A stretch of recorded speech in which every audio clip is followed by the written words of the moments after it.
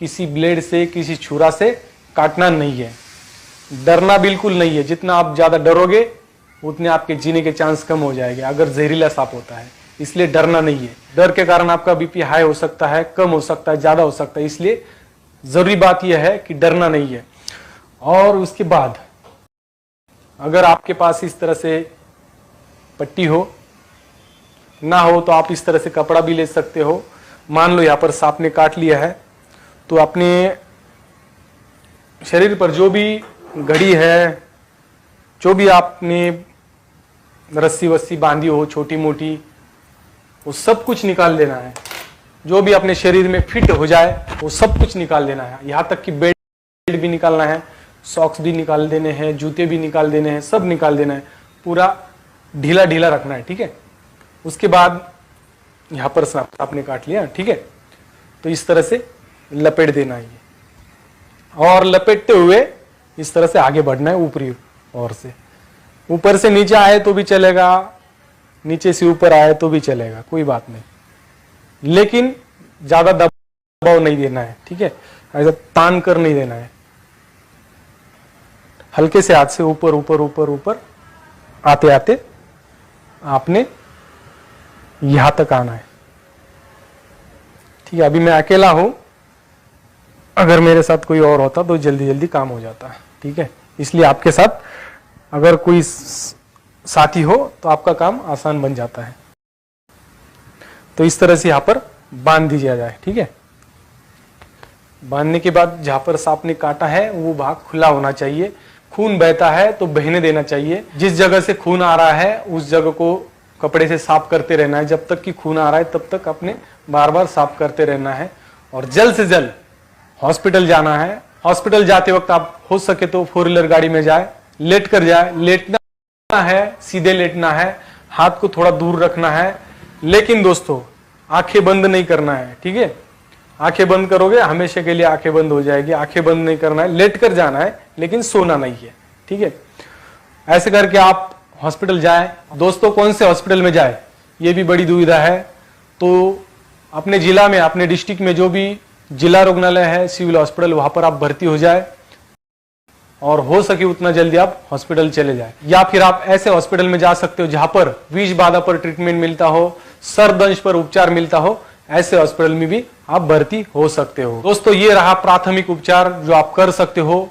लेकिन दोस्तों घर बैठकर प्राथमिक उपचार होता नहीं है, ये बात आप जान ले।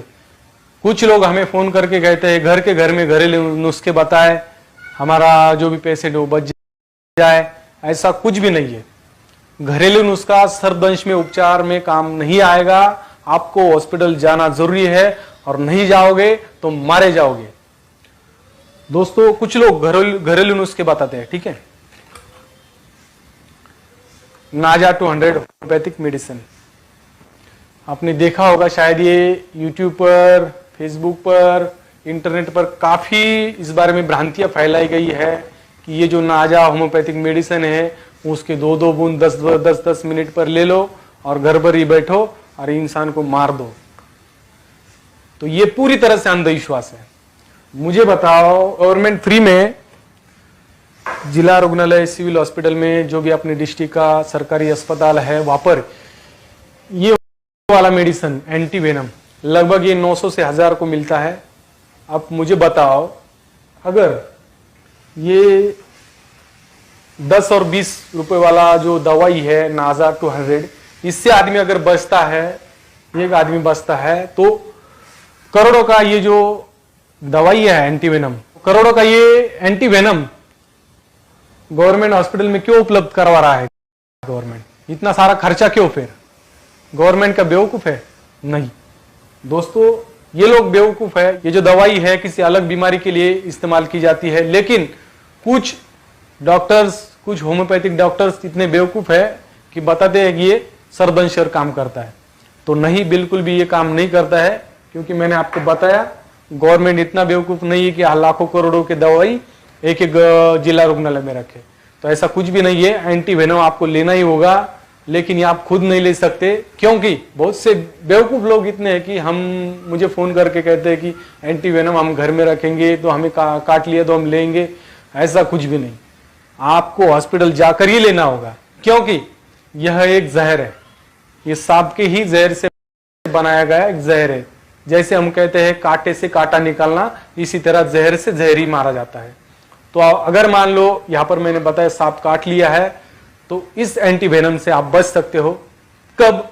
जब आपको हॉस्पिटल ले जाएंगे। हॉस्पिटल ले जाने के बाद आप जब भर्ती हो जाएंगे हॉस्पिटल में, तब आपका ब्लड टेस्ट के लिए ले जाएगा, तब उसमें समझ में आएगा कि उसमें जहर है या नहीं। उसके बाद आपका ट्रीटमेंट शुरू हो जाएगा।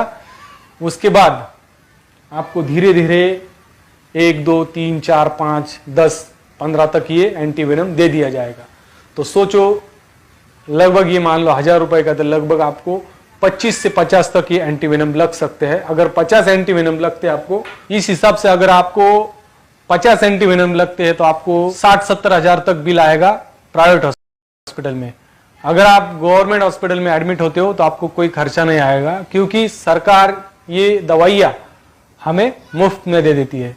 और दोस्तों, इसी बीच कुछ लोग आपको ये भी कहेंगे कि इस तरह से इंजेक्शन लो, ये वाला हिस्सा काट दो, जहां पर सरदर्द हुआ है उस क्षेत्र पर लगाओ और खींचो, ब्लड आएगा, उसमें से जहर भी आएगा।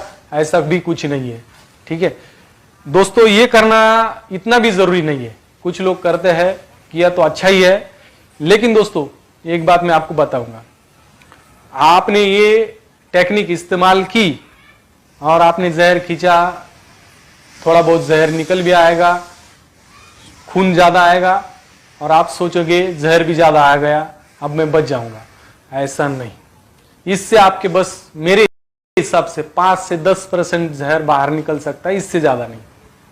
आपको ये टेक्निक करने के बाद भी हॉस्पिटल जाना ही होगा। अगर नहीं जाओगे तो आपका मृत्यु अटल है। दोस्तों, बहुत सारे ऐसे अंधविश्वास है। काफी सारे लोग आपको बोलेंगे इस मंदिर में जाओ बच जाओगे, ऐसा भी नहीं। आपको हॉस्पिटल जाना ही जरूरी है। और भी आपको कुछ लोग कहेंगे कि किसी मांत्रिक बाबा के पास जाओ, ऊर्जा के पास जाओ, ऐसा भी कुछ ना करिए। सबसे ज्यादा विषैले सांप अफ्रीका में है, साउथ अफ्रीका में है, वहां पर लोग कम मरते हैं। क्यों? क्योंकि वहां पर लोग शिक्षित है, जल्दी तुरंत हॉस्पिटल पहुंचते हैं। लेकिन हमारे लोग क्या करते हैं, पहले ऊर्जा के पास जाएंगे, मंदिर में जाएंगे, घरेलू नुस्खे के बारे में सोचेंगे, इसी में टाइम लगाएंगे, और फिर इसमें क्या होता है, मृत्यु हो जाती है, जिसको भी सर्वदंश हुआ है। तो ऐसा ना करे। मैं फिर एक बार बोल रहा हूं, दुनिया में ऐसी कोई भी दवा नहीं है जो आप घर बैठकर सर्वदंश के बाद ठीक हो जाओगे। ऐसा कोई भी दवाई है ही नहीं और होगी भी नहीं। आपको हॉस्पिटल जाना ही होगा। और मैं फिर एक बार कह रहा हूं, आप हॉस्पिटल नहीं जाओगे सर्वदंश के बाद तो आपकी मृत्यु अटल है। दोस्तों, इस वीडियो में मैंने आपको सर्वदंश के बारे में सब कुछ बताया। ये वीडियो आपको कैसा लगा जरूर कमेंट बॉक्स में कमेंट करके बताएं।